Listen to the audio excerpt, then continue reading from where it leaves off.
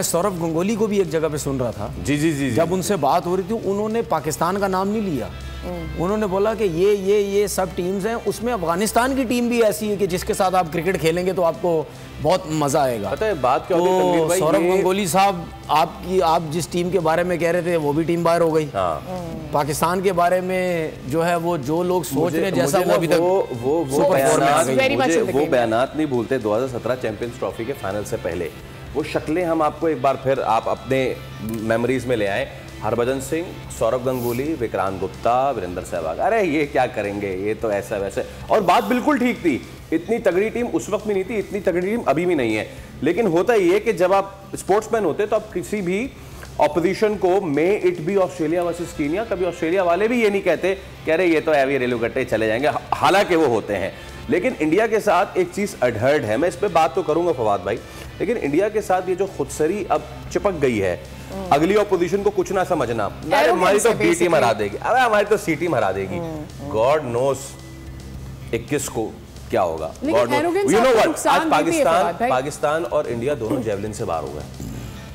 हम तो जाएंगे ही जाएंगे, मुझे क्या पता ऐसा हो जाए कि हम बात कर रहे हो कि फाइनल जो है वो श्रीलंका और पता नहीं किसका हो रहा हो। आई डोंट नो, ऐसा इसलिए नहीं है। India is a good side and आप, अरे बहुत अच्छी साइड है, बहुत तगड़ी साइड है। जेवलिन थ्रो का मैं आपको थोड़ा सा जिक्र जरूर कर दूं, क्योंकि हम खेल पे, क्रिकेट पे बहुत बात करते हैं। हमारे अरशद नदीम और नीरज चोपड़ा इंडिया के दोनों बाहर हो गए, और मैं समझता हूँ जो मैदान के बाहर जो कुछ हम दोनों कर रहे हैं उसका इम्पैक्ट उन दोनों पे पड़ा।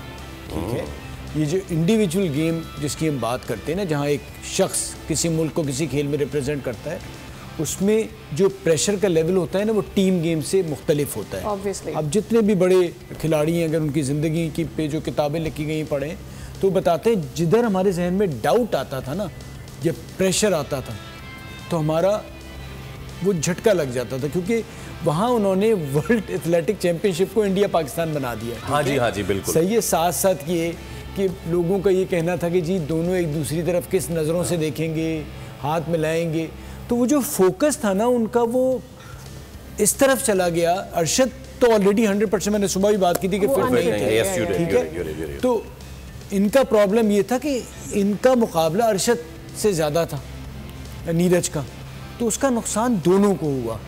तो वही मैं कहता हूँ कि खेलों में ये जो सोशल मीडिया और मीडिया के थ्रू सियासत इन्वॉल्व होती है ना, तो खिलाड़ी सफ़र करता है।